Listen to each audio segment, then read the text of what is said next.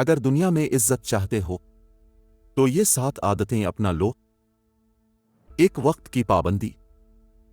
जो वक्त का पाबंद हो दुनिया इसे कभी हल्का नहीं लेती।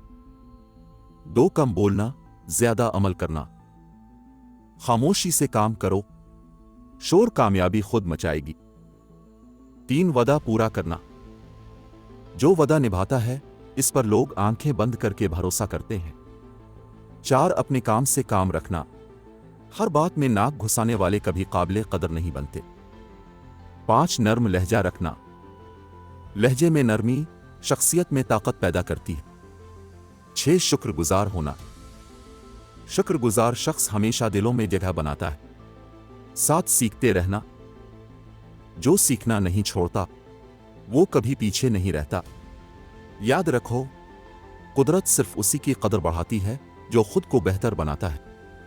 आदतें बदल लो, पूरी दुनिया तुम्हें मुख्तलिफ नजर आने लगेगी।